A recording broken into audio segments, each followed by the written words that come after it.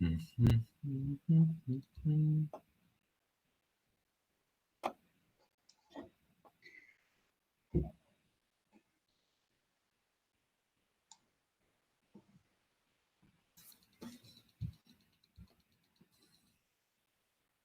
une minute.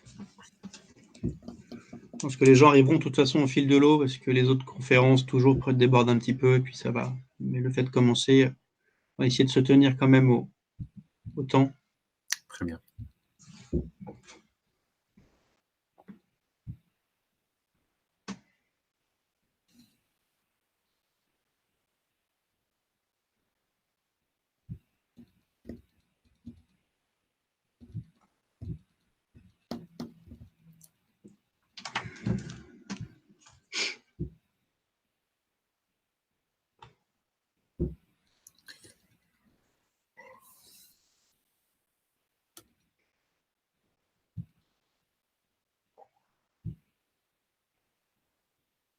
Allez, je vous propose de commencer.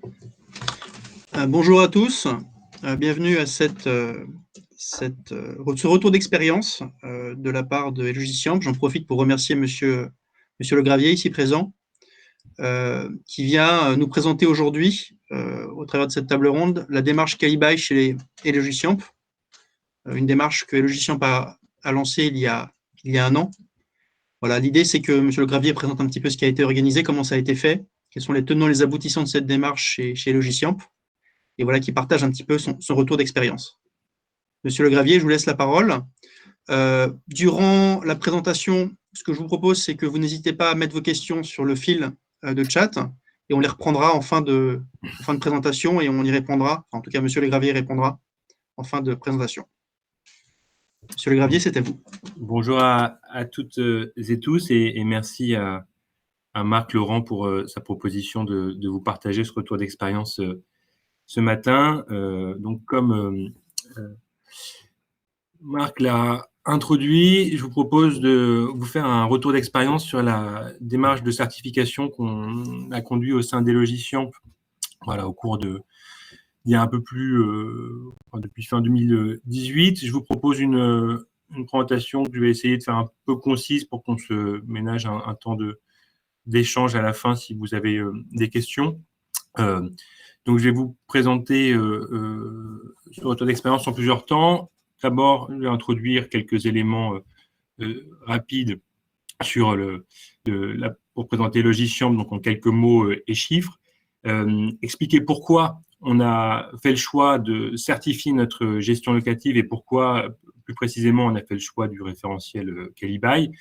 Je dirai ensuite un mot de l'organisation et de la structure de pilotage qu'on a mis en place pour cette démarche d'obtention de la certification et pour, en mode plus pérenne, le suivi de notre dispositif continu d'amélioration de la qualité de service. Ensuite, j'illustrerai par quelques exemples d'évolutions concrètes qu'on a mises en œuvre dans le cadre de cette démarche pour respecter les engagements de service Kalibai. J'illustrerai par quelques exemples la façon dont les nouveaux outils digitaux ont pu nous accompagner dans ces évolutions. Ensuite, je dirais un mot rapide sur le calendrier global pour avoir une idée de combien de temps ça nous a mis pour obtenir cette certification. Et en conclusion, je reviendrai sur quelques éléments qui me semblent intéressants en termes de quels ont pu être les facteurs de succès dans cette démarche, les bénéfices qu'on a déjà pu observer concrètement en ayant conduit cela. Et pour conclure, j'ouvrirai sur quelques perspectives pour la suite. Donc, tout d'abord, Logiciamp en quelques mots rapidement. Donc, on est le 3e bailleur social de la ville de Paris. On résulte, et c'est ce qui explique notre nom composite, on résulte d'une fusion entre deux sociétés qui a été opérée en 2017, donc il y a 4 ans désormais. On est une société d'économie mixte qui gère un petit peu moins de 30 000 logements, dont les 4/5e à Paris. Donc, on est essentiellement basé à Paris. On a un peu plus de 500 collaborateurs, 1400 locaux d'activité. On attribue, c'était un petit peu moins en 2020 avec la crise sanitaire, mais de l'ordre de 1400 à 1500 logements chaque année. On est structuré autour de 10 agences Donc voilà, 8 à Paris. Et pour compléter le tableau des principaux chiffres clés, on a livré 300 nouveaux logements l'année dernière. Donc on avait atteint à peu près le double l'année précédente. Et on a livré 435 nouveaux logements réhabilités.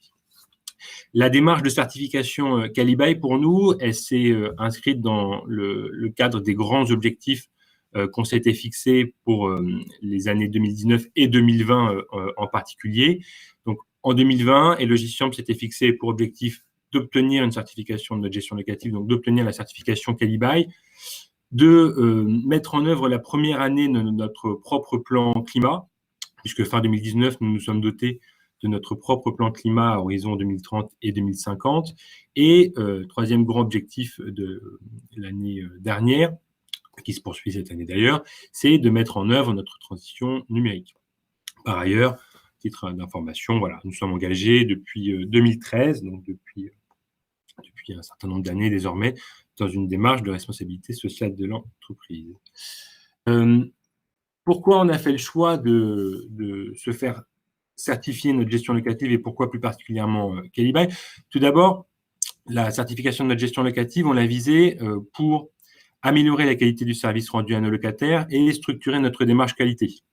Donc voilà, la satisfaction de nos locataires, ça fait vraiment partie des fondamentaux des Logiciam. La certification, elle a également pour intérêt de faire reconnaître par l'extérieur, donc en l'occurrence AFNOR Certification, donc de faire reconnaître par l'extérieur et de rendre visible la qualité de nos engagements. Donc, ce n'est pas simplement nous qui l'affirmons, mais c'est quelqu'un qui vient en attester à travers une démarche de certification et d'audit. Et cette certification, pour nous, ça a également été l'intérêt d'accompagner une démarche de conduite du changement en créant une dynamique en interne pour mobiliser les équipes autour d'un projet commun avec un objectif, donc l'obtention de la certification, avec l'idée qu'on avait derrière, après une fusion qui avait été opérée en 2017, de consolider et d'harmoniser les pratiques au sein de l'ensemble de nos équipes et de nos agences. Pourquoi plus particulièrement le choix de Qualibail? C'est parce que Qualibail, c'est un référentiel qui fait référence à l'échelle nationale qui a été créé par et pour des bailleurs sociaux, donc tout à fait adapté à notre activité. Qualibail retient 6 familles d'engagement, et je le détaillerai légèrement par la suite, 6 familles d'engagement concrets qui placent au centre des préoccupations la qualité telle qu'elle est vécue par nos locataires et directement en phase avec leurs attentes. Et par ailleurs, et surtout presque, j'aurais envie de dire, c'est que Qualibail offre un cadre clair, concret et précis avec des résultats à atteindre. Donc, pour les différents engagements de service qu'on prend au travers de la mise en place de ce référentiel, on a des objectifs quantitatifs à mettre en place qu'on mesure au travers d'indicateurs, donc ce qui nous permet ce qui nous oblige à atteindre des résultats qui sont visibles par tous, à la fois en interne auprès des équipes, mais à la fois auprès de notre principale partie prenante concernée sur ce sujet, donc pour nos locataires. La contrepartie, c'est que la mise en place de Qualibail implique une obligation de résultat, ce qui le rend relativement exigeant en termes de mise en place, surtout pour une première mise en œuvre. Pour illustrer un petit peu, sans forcément rentrer dans des détails de manière exhaustive sur ce que recouvre le référentiel Qualibail, il prévoit un certain nombre d'engagements de services très concrets qui sont regroupés à travers des familles d'engagements qui retracent l'ensemble du parcours d'un locataire depuis sa candidature, donc depuis l'étape commission d'attribution, jusqu'à son congé. Très concrètement, les engagements qu'on prend à travers ce référentiel, ce sont des engagements, par exemple, d'information des candidats après la commission d'attribution, ou des engagements consistant à systématiquement accompagner nos locataires à constituer leur dossier d'aide au logement au moment de la signature du bail. Il y a dans Qualibail un certain nombre d'engagements de délais de réactivité pour un certain nombre d'actions qui vont pouvoir être des délais de prise en compte des demandes de nos locataires. Donc, par exemple, pour les signalements concernant les troubles de voisinage ou les insatisfactions écrites, ou encore les demandes de mutation ou d'adaptation de logement, ou également des engagements en termes de délai pour de la réactivité en termes de première action à conduire. Donc, quand on dit première action, ça peut être mandater un prestataire ou contacter le locataire pour préciser quel est son besoin ou aller voir sur place. Donc, concernant ces interventions techniques, Calibaye implique des délais concernant ces étapes de réactivité. Par ailleurs, il y a des engagements qui portent sur les contrôles qu'on réalise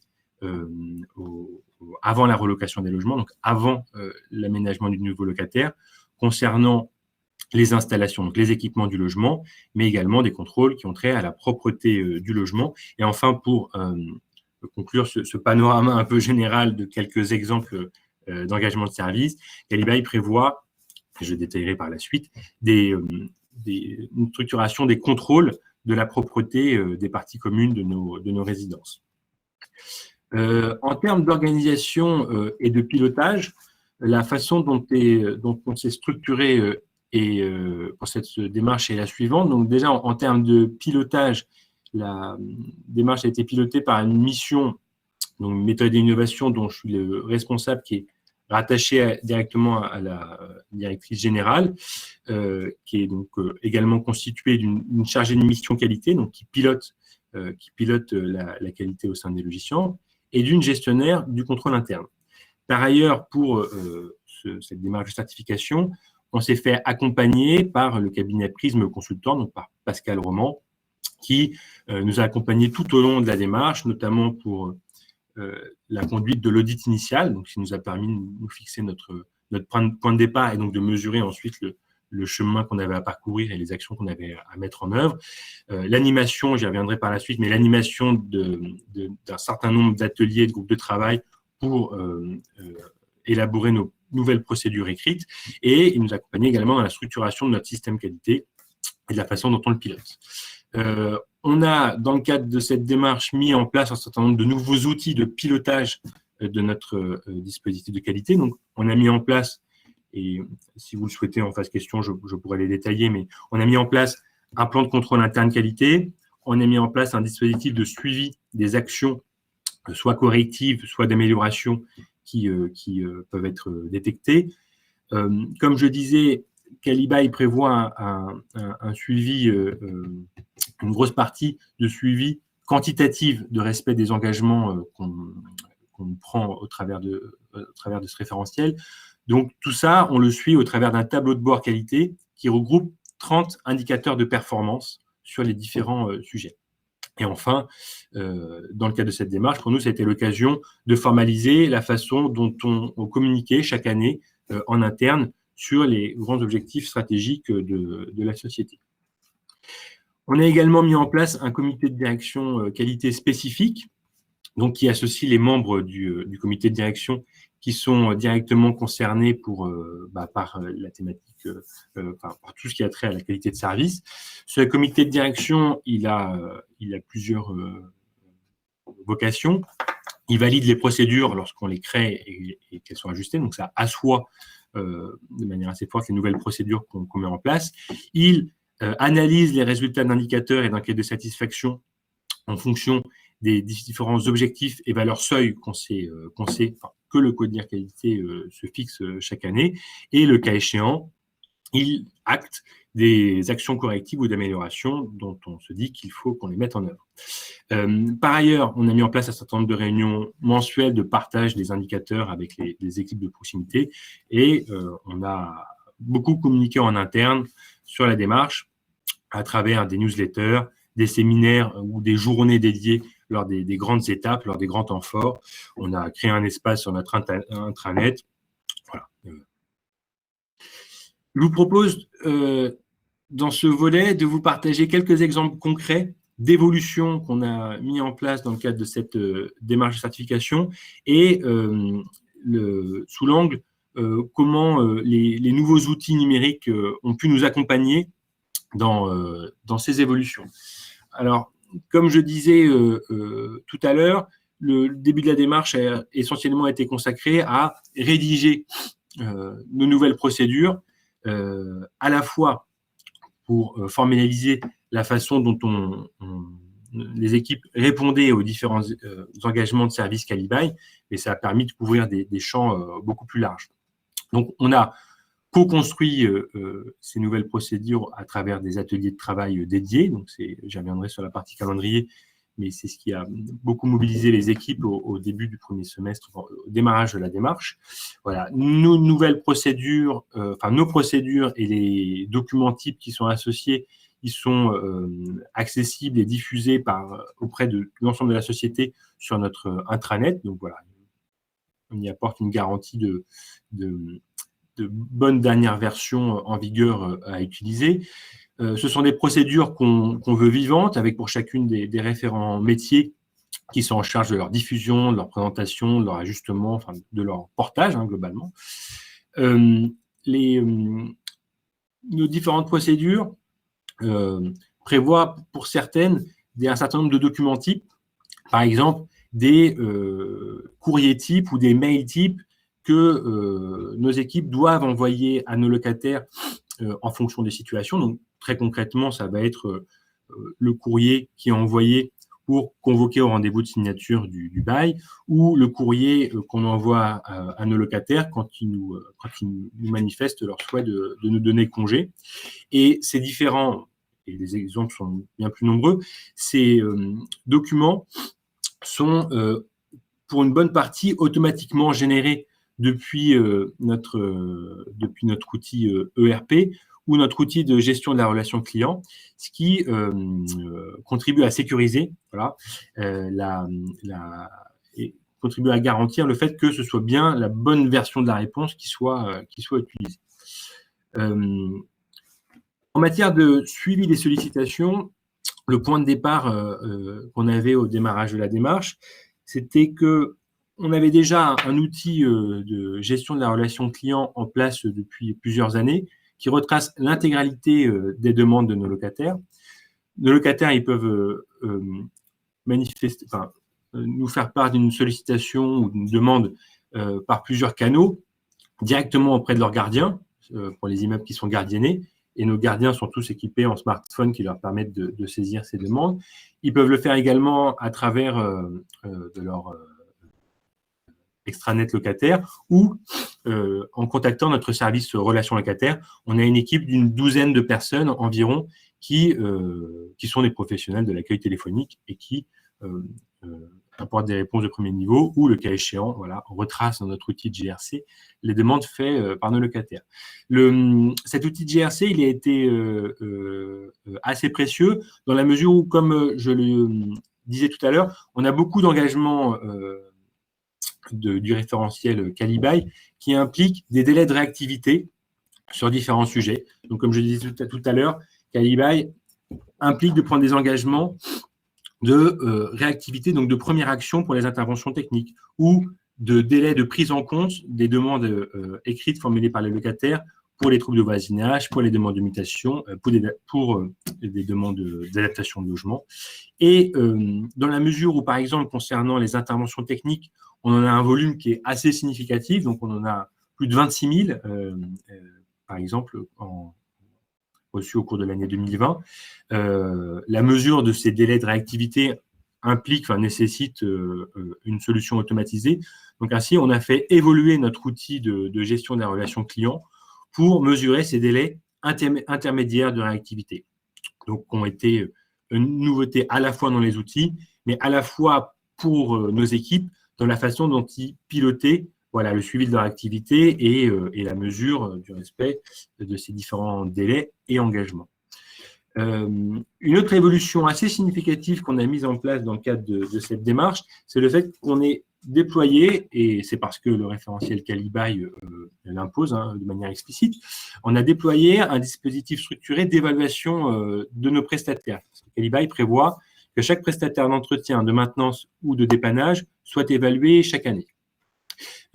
L'idée derrière, qui est assez naturelle, c'est qu'une grande partie de la qualité du service qu'on rend à nos prestataires est réalisée à travers les interventions de nos prestataires, que ce soit les interventions techniques, l'entretien ménager quand ce sont des immeubles où cette prestation est externalisée, les prestataires de travaux d'entretien, de gros travaux, et ainsi de suite. En 2019, on a formalisé les engagements réciproques qu'on prenait avec nos prestataires et plus particulièrement l'engagement de nos prestataires à nos côtés via la signature d'une charte dédiée. Voilà, ça avait été un peu un temps fort pour mobiliser l'ensemble de nos prestataires vers notamment, parce que ce n'était pas le seul volet, mais vers notamment l'amélioration de la qualité du service rendu à nos locataires. Tous ces travaux se traduisent, ces évaluations se traduisent désormais, sont consolidées désormais à travers une commission d'évaluation de prestataires qu'on tient chaque année depuis début 2020, donc on l'a tenu pour la deuxième fois cette année, avec des résultats qu'on partage en interne, qu'on présente à nos représentants de locataires, et puis surtout, in fine, parce que c'est toute l'idée et tout l'intérêt, qu'on partage à nos prestataires pour identifier les points qui nécessitent action le cas échéant.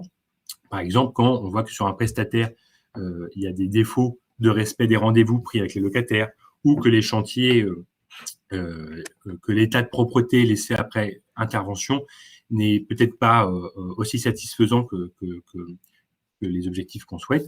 Ça permet de détecter les zones où co-construire avec eux des plans de progrès.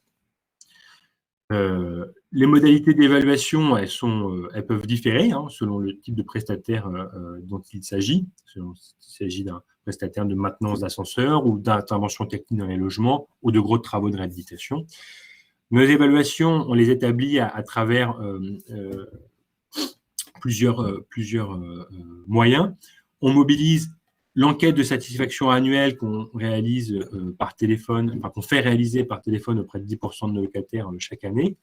On les réalise à travers une nouveauté qu'on a mise en place dans le cadre de cette démarche de certification, donc à travers des enquêtes thématiques qu'on réalise par mail et SMS auprès de nos locataires, pour les interroger, par exemple, sur le respect des rendez-vous pris avec notre prestataire et le locataire pour intervenir dans le logement. Voilà.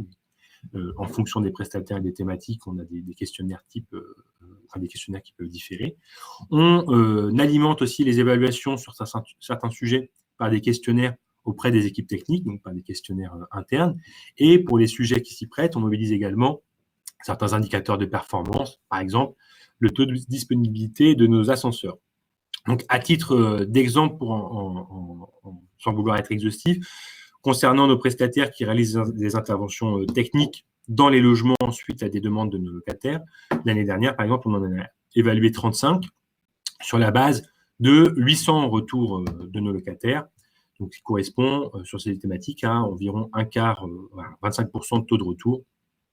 Et il nous a permis de mesurer qu'en 2020, sur ces sujets, nos prestataires permettaient d'aboutir à une satisfaction globale légèrement supérieure à 75%. Donc, je parlais d'enquête de satisfaction thématique qu'on a pu mettre en place via l'outil avis locataire. Pour vous proposer de l'illustrer sur un exemple d'enquête qu'on envoie, alors pour le coup, qui lui ne permet pas d'évaluer les prestataires, mais permet de nous évaluer nous, mais qui est tout à fait similaire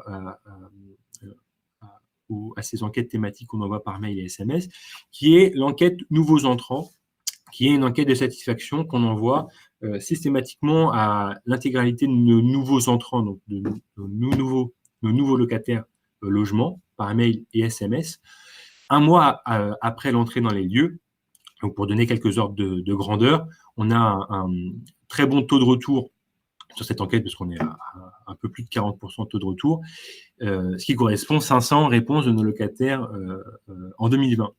Ce qui est très précieux, notamment parce que ça nous permet de mesurer la satisfaction dès l'entrée du locataire, de ce nouveau locataire au sein du parc, au sein de notre patrimoine.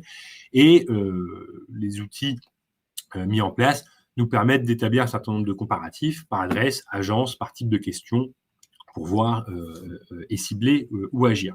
La particularité par rapport à nos autres enquêtes de cette enquête nouveaux entrants, c'est que les dispositions qu'on a mises en place dans l'outil nous permettent à nos locataires, à l'issue du questionnaire de réponse, de solliciter, s'ils le souhaitent, un entretien de courtoisie, donc un échange téléphonique avec leur chargé de clientèle pour faire le point sur leur aménagement. Et donc, les modalités qui ont été mises en place dans l'outil permettent un système d'alerte vers le chargé de clientèle concerné et de tracer ce qui est la bonne réalisation de cet entretien téléphonique et puis ce qu'il a pu en résulter. Enfin, pour conclure sur ces évolutions, comme je disais, Caliba prévoit qu'on mette en place un dispositif de contrôle de la propreté des parties communes. Donc pour cela, pour s'affranchir, on va dire, du formulaire papier très difficilement exploitable, on a mis en place en partenariat avec Avis Locataire, donc via leur outil Collect, un outil sur smartphone qui permet aux équipes de proximité, alors autant nos gardiennes et nos gardiens que nos responsables techniques, donc nos responsables de secteur.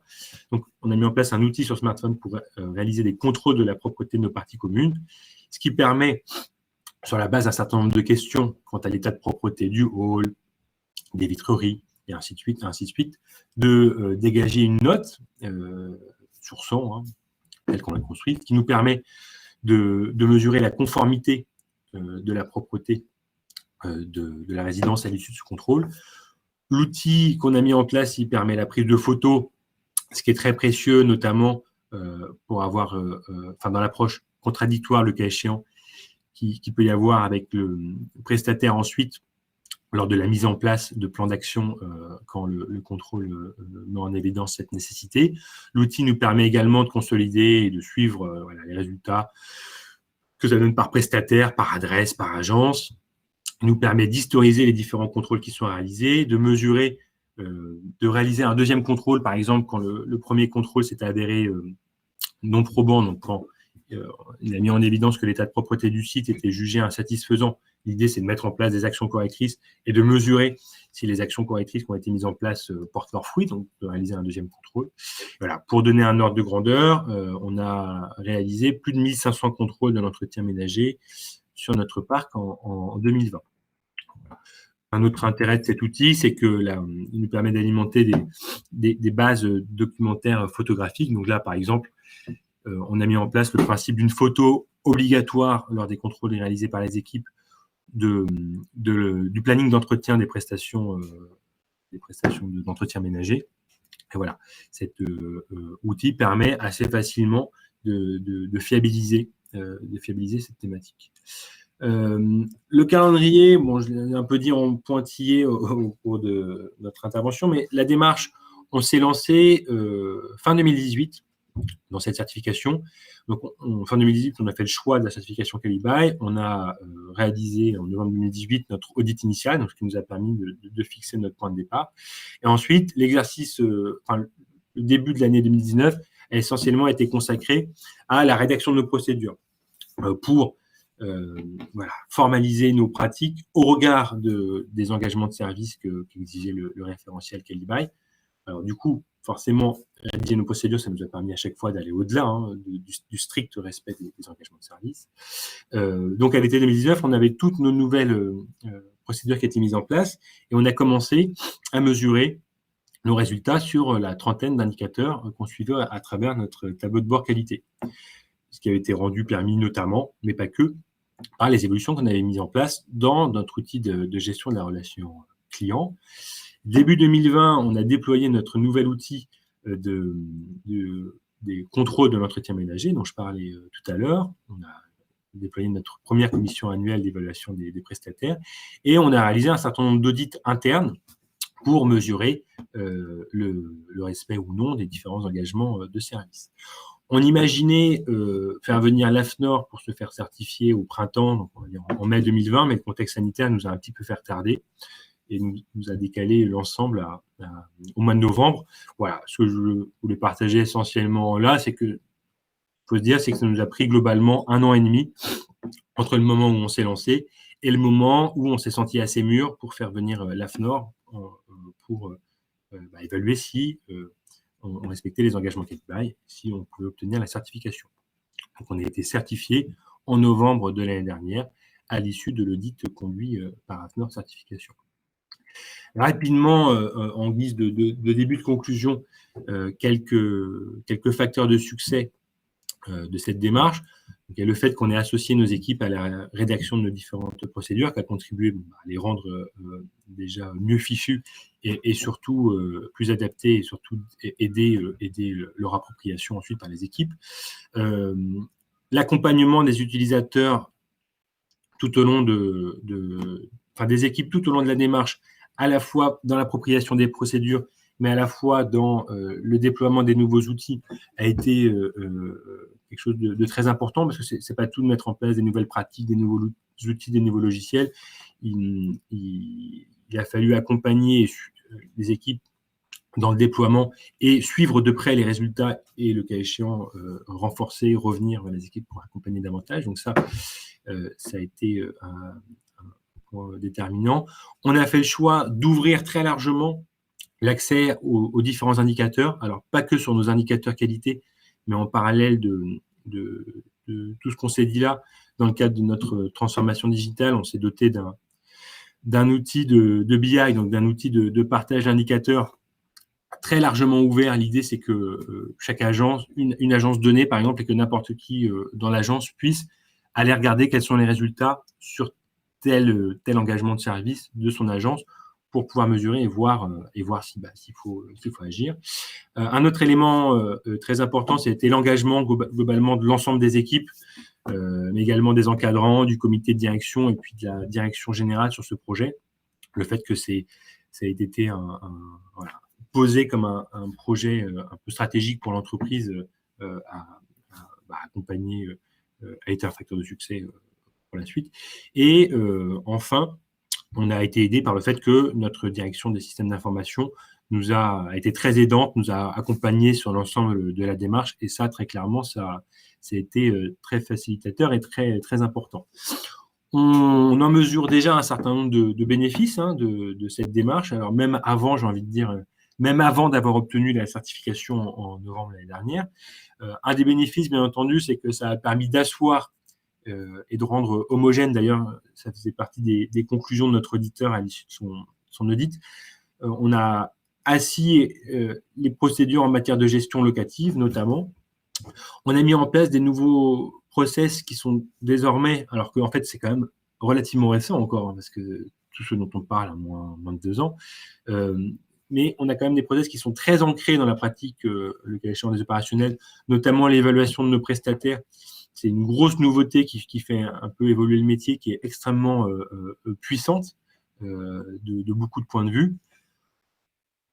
Tout ce qu'on a mis en place, on le mesure déjà en termes de satisfaction de nos locataires, puisque, comme je le disais, on fait réaliser chaque année une enquête de satisfaction annuelle auprès d'un échantillon de 10% de nos locataires. Et on a vu l'année dernière, pour la 3e année consécutive, une progression de la satisfaction globale ressentie, exprimée par nos locataires.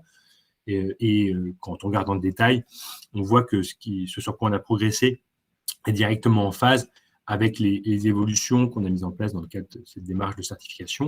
Et pour conclure, je dirais que tout ce qu'on met en place dans le cadre de cette certification Qualibuy, tout ce que ça impose au titre de la certification Qualibuy, ça crée des effets de levier qui vont au-delà du strict respect des engagements, mais ça fait se poser des questions plus globales sur les pratiques qui sont liées, et c'est un outil très fort de mobilisation sur ces sujets. Pour finir, parce que je vois que j'ai largement dépassé le temps que j'avais prévu, mais bon, voilà, pour la suite, on a d'ores et déjà quelques perspectives dans les cartons. On projette de refondre notre extranet locataire avec l'idée d'y offrir davantage de services pour nos locataires. On a en ligne de mire un projet de mise en place d'extranet fournisseurs dont on ne dispose pas encore, mais qu'on projette pour l'année prochaine. Voilà, globalement, on projette de continuer encore davantage dans la proactivité de l'information, donc dans l'information qu'on donne directement à nos locataires, en généralisant davantage le recours au SMS, au mail, par exemple en cas de panne, ce qui très lié aux perspectives en matière d'extranet fournisseurs notamment.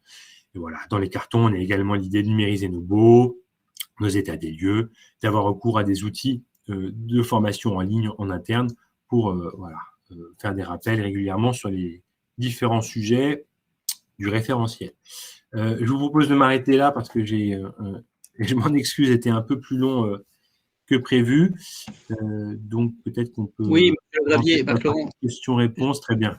Vous m'entendez? Oui, très bien.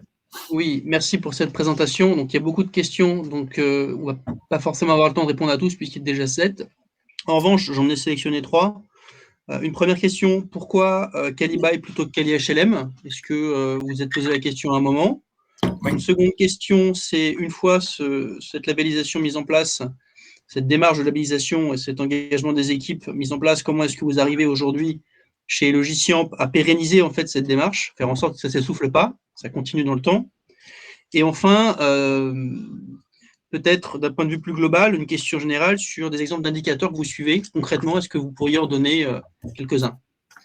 Donc, j'ai pris que ces 3 questions. Je m'excuse pour celles auxquelles on ne répondra pas forcément aujourd'hui, mais je propose qu'éventuellement, M. Le Gravier réponde après, quand on répondra à tout le monde. Je vais essayer d'être concis. Peut-être que je pourrais répondre à plus de questions que ces 3-là. On a fait le choix de Calibuy plutôt que CaliHLM parce qu'il était plus contraignant, en fait, plus exigeant, notamment avec l'obligation de mesurer le respect des différents engagements à travers des indicateurs, en fait, à travers ces 30 indicateurs. Donc, ça nous a semblé être un moyen d'asseoir davantage ce qu'on affirme prendre comme engagement vis-à-vis de nos locataires, et puis de le mesurer, en fait. Donc, c'est ce qui nous a conduit à faire ce choix. Ça, c'était la première question. La deuxième question, je l'ai oubliée. J'ai la troisième. Pas de souci. Comment faites-vous pour pérenniser la démarche engagée? Oui. Alors là, je ne vais pas réussir à faire un retour d'expérience sur ce sujet parce qu'en fait, on est dans quelque chose d'assez récent. Aujourd'hui, on a été certifié pour la première fois en novembre de l'année dernière.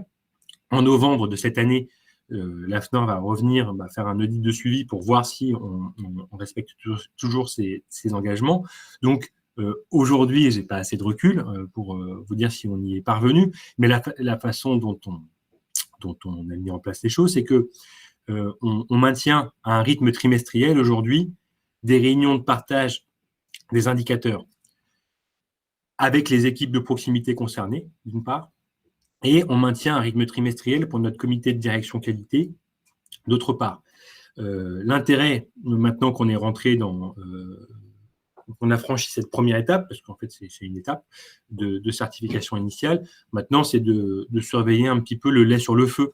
Mais pour surveiller le lait sur le feu, il faut du coup savoir quoi surveiller. Donc, très concrètement, l'outil dédié, c'est notre tableau de bord qualité où on voit comment évoluent nos différents indicateurs et puis les résultats de nos principales enquêtes de satisfaction thématiques. Et puis, le fait de suivre ces indicateurs chaque mois permet de voir si un sujet reste au-dessus ou proche de notre objectif, ou en tout cas au-dessus de la valeur minimale qu'on s'est collectivement fixée, ce qui, du coup, atteste d'une certaine manière que ça roule, que le sujet roule, parce que par ailleurs, on confirme par des pratiques de l'audit à la fois en interne chaque année et à la fois par l'AFNOR, l'audit de suivi dont je parlais. Donc, tant que l'indicateur est au-dessus du sujet, on n'est pas très inquiet. En revanche, si on voit qu'il dérive et qu'il plonge, on actionne des actions correctives. La troisième question, du coup, je l'ai oubliée, désolé. Vous en avez parlé, c'était des exemples d'indicateurs. Des exemples d'indicateurs qualité. Alors, il y en a plusieurs. Comme je disais, on en a un certain nombre qui sont qui ont trait à de la mesure de délai de réactivité. On a, par exemple, le taux de demande d'intervention technique pour laquelle on a apporté une première mesure de réactivité dans les délais. On a d'autres mesures de réactivité qui sont le taux des demandes de mutation auxquelles on a répondu en moins de 20 jours, qui est l'engagement de service fixé par Calibuy. on a également le taux de chantier laissé propre par nos prestataires après intervention. Donc ça, on le mesure à travers nos enquêtes de satisfaction thématique. On a le taux de nouveaux locataires à qui nous avons effectivement bien proposé un accompagnement à la constitution du dossier d'aide au logement au moment de la signature de leur bail. Et ainsi de suite. Je peux peut-être difficilement détailler les 30 là ce matin, mais ce sont des indicateurs de cet ordre. Ce sont des indicateurs de cet ordre. Peut-être, après, on va devoir un petit peu couper la visio pour ne pas empiéter les autres. Bien sûr, Dernière bien sûr. question. Sur le coût, j'ai vu une question sur le coût peut-être qui peut intéresser. Oui, effectivement. Quel est le coût d'une telle démarche? Est-ce que ça nécessite un ETP en plein temps? Enfin, comment vous avez, voilà, quel est le coût en fait associé à cette démarche Qualibail pour Logiciamp? Mais j'imagine qu'aussi la question, c'est pour des bailleurs qui ne seraient pas forcément de même taille qu'est Logiciamp. Oui. Alors, il y a différentes. Ça dépend comment on comptabilise tout ça, mais pour revenir sur ce que vous disiez sur le coût humain, nous aujourd'hui à Logiciamp, on a une équipe qui a pu. On a un peu restructuré la façon dont on pilotait la qualité en parallèle de la mise en place de cette démarche de certification. Aujourd'hui, nous, on a l'équipe dédiée à la certification. Grosso modo, elle était constituée de notre chargé de mission qualité qui travaille à temps plein sur la qualité de service, donc, qui était pilote sur cette démarche de certification. On a au sein de mon équipe une gestionnaire du contrôle interne qui a consacré une certaine partie de son temps à la démarche. Alors, c'est toujours un peu difficile à évaluer, mais peut-être de l'ordre de un tiers de son temps en moyenne sur 2019-2020 au titre de son activité de suivi sur l'accompagnement à l'établissement des procédures par les équipes, à la réalisation de nos audits internes et puis surtout à la réalisation d'un certain nombre de contrôles de documents pour vérifier la réalité des pratiques par les équipes. Et moi, je dirais que j'y ai consacré l'année dernière peut-être un peu moins de la moitié de mon temps. Donc, en termes de temps de pilotage, ça représentait à peu près ça. En termes de coûts humains, toujours, comme je disais, on a réalisé beaucoup de groupes de travail début 2019. Donc, il faut imaginer que pour rédiger nos 20 nouvelles procédures, on a peut-être mobilisé de l'ordre de 20 fois des groupes de 5 à 6 collaborateurs pendant une demi-journée. Donc, bon, ça implique une certaine mobilisation en termes de temps de travail par les équipes dédiées. Après, c'est, comment dire, un coût nécessaire à la démarche, mais qui n'est pas utile que pour la démarche de certification, parce qu'en fait, c'est un travail qui a permis de constituer des procédures de travail qui vont au-delà du strict respect des engagements de service du référentiel Qualibail. Donc, ça, c'est pour les coûts humains. En termes de coûts vraiment spécifiques à la certification, pour donner des ordres de grandeur, il y a un coût d'accompagnement. Je disais qu'on s'était fait accompagner par un cabinet de conseil extérieur. Donc, globalement, il faut imaginer quelque chose de l'ordre de 30 à 40 000 euros pour cet accompagnement. Il y a un coût de la certification par l'AFNOR. Donc, toujours en ordre de grandeur, il faut imaginer que l'audit de certification, par exemple, il représente un peu plus de 10 000 euros, voilà, de 10 à 15 000 euros. C'est un coût qui se répète avec une valeur réduite lors des audits de suivi les années suivantes. Et en termes de solutions logicielles, il y a des choses que je pourrais difficilement chiffrer parce que, comme je disais, en fait, il y a des choses dont on était déjà dotés nous-mêmes. Donc, par exemple, notre outil de gestion de la relation client ou le fait qu'on avait déjà un marché d'astreinte, un dispositif d'astreinte. Donc, on n'a pas vraiment généré de surcoût à ce titre, mais pour un bailleur qui n'en serait pas encore doté et qui se dirait qu'il faut en passer par là, ça viendrait sans doute s'ajouter. Et concernant les enquêtes de satisfaction thématique qu'on réalise, faut imaginer quelque chose de l'ordre de 20 à 25 000 euros par an pour ces solutions. Parfait. Écoutez, je vous remercie, Monsieur Le Gravier. Je vais couper la la vidéo. Merci pour votre intervention. On vous enverra donc un replay à tous. Et si vous avez des questions, on vous enverra de toute façon à tous les contacts de Monsieur Le Gravier. N'hésitez pas à le solliciter. Je pense qu'il fera un plaisir de vous répondre. Ce sera avec plaisir et merci à tout le monde, à toutes et tous pour votre attention. Désolé d'avoir un peu plus débordé que prévu, mais j'espère avoir pu vous faire bénéficier de ce petit retour d'expérience. Donc, merci à toutes et tous. Merci à vous. Au revoir. Au revoir.